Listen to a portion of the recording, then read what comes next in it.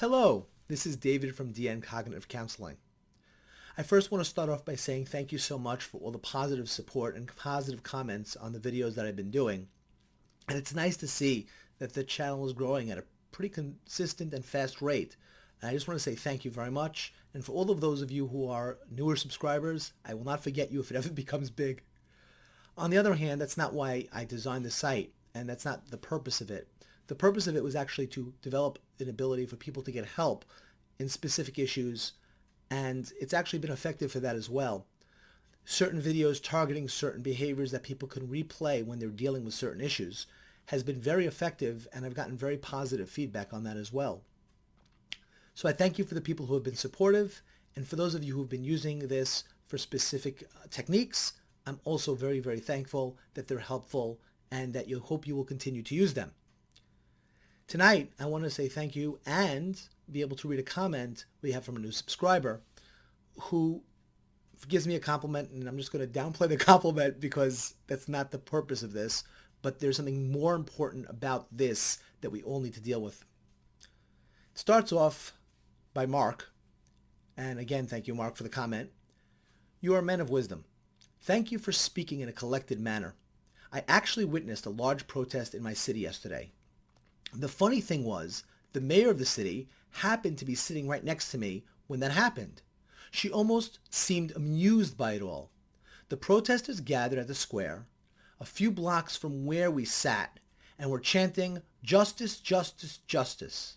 The mayor was still in her chair, drinking a beer outside a restaurant. It didn't even hit me about what you said about leadership until earlier today. Our mayor just had a massive opportunity to address all the anger and start a conversation with the people of our city, but chose to sit idly by and almost pretend like it was a spectacle to simply be amused by. I also think the psychology of opportunity is a very interesting idea, and one that people aren't even talking about. In fact, over 90% of the protesters were young white females. It felt almost like if they were injecting their own bottled-up concerns into this whole demonstration and just wanting to air out their opinions and what they believed in. Very fascinating to be a part of this unique moment in history. Mark, first of all, your comment, very well written, very well thought out, and I very much appreciate it. And you're absolutely correct about this being a tremendously fascinating ability to look at things that are happening right now in history. The interesting thing that you got to see is the mayor's reaction. And we interpret that to mean, wow, look at this. The mayor is acting in this inappropriate way while these people are upset and they're protesting and they're doing something that's very meaningful to them. And yet she seems to be mocking. And it's very possible that that was what she was doing. But it's also possible she was becoming reactive to her amygdala. Now you'll say, what do you mean? One of the things that happens is as we see tension and things build, we become much more heightened in our senses. Our amygdala goes into overdrive, and we become almost nervous in that moment. One of the ways that people deal with nerves is to try to laugh it off or to try to calm themselves down. So it could be she was having that type of issue. But the biggest issue is that the leaders of the communities have not had a way of addressing this in a very helpful manner and actually channeling it for good. And I think there's so much good that can come out of this. This is the first time ever in any incident that I can remember where everybody's on the same page. And it doesn't make a difference if you're right or left. Everybody here is together, which is the reason why putting this in a collective manner was so easy. There is nobody on the other side. When you have Charlemagne the God and Rush Limbaugh being able to sit down and talk about this and be in agreement on these specific facts, that says a lot. Now, people might say, well, what's the big deal? Who cares who sat down with whom? And the answer is because it legitimizes everybody. It helps people to understand that their point of view is valid and what they're dealing with is valid. Even though there are disagreements. And by the way, those disagreements are good to talk about. There's going to be a lot more disagreements that are going to come out very shortly. And then there are going to be people who are going to be on the other side of things. And I'll give you an example of this. Of the police officers that were arrested, the three that were the standbyers, the people that were there, one of them was telling the supervisor that there's something going down that's wrong and he thinks that there's a problem here. And he was told by the supervisor 2 times to stand down. Now that's going to bring a lot of people to say, wait a minute. Now, should he be as culpable as the other ones that did nothing and didn't say anything? And it's going to make people have different points of view. And they're going to say it as, well, should he have violated the orders at that particular time, went against the supervisor? Or should he, I don't know what other procedures he could have done, if any. Or was he supposed to just take the supervisor at face value and follow orders? In which case, then we all know what that leads to. So it's going to be very interesting, both from a legal standpoint and also from the way that people are going to view those events, because that gets more into gray areas. And people are going to have very different opinions on that. Some people are going to say it doesn't matter. Some people are going to say, wait a minute, why are you trying to throw the baby out with the bathwater? Yes, this person did this person did this, but we have to look at what other people did and what position they were in that moment. If it was your brother, how would you handle that situation? It's one of the ways I like to frame things, is that always looking at it from the standpoint of, this is my family. What would I want to see happen given that this is the situation? And I think that when you look at things from more that perspective, it gives you the ability to see more sides.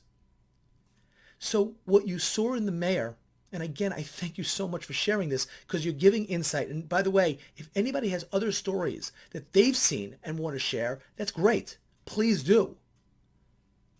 But as I mentioned, that amygdala is that very thing that sets us off, that goes to our survival instincts. And we start to get all in an uproar to a certain degree. We get more anxious and our body gets ready for the fight and flight response.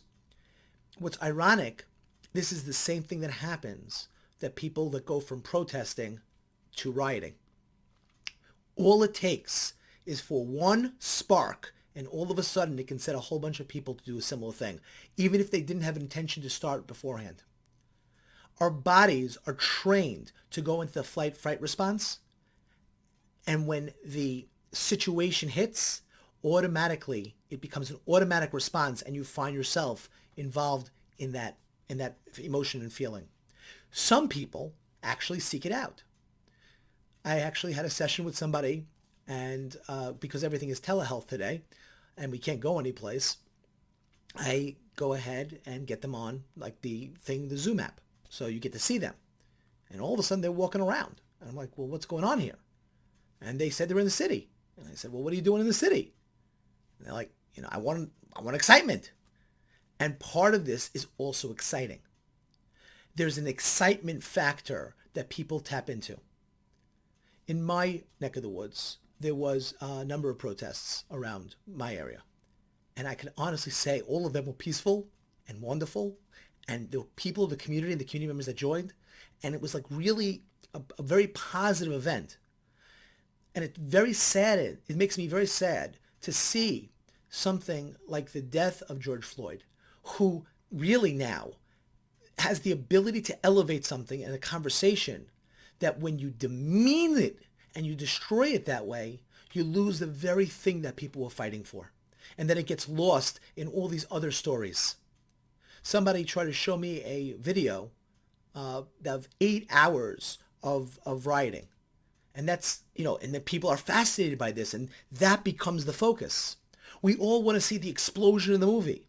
When we're driving down the road, there's a car accident. We all want to look at the car accident, and that's what causes rubbernecking, right? We all go ahead. We have to look. What are we going to see? Somebody going to the ambulance? Who's going there? How badly hurt are they? We get excited. It kicks in our survival instincts. But this is not what this is about.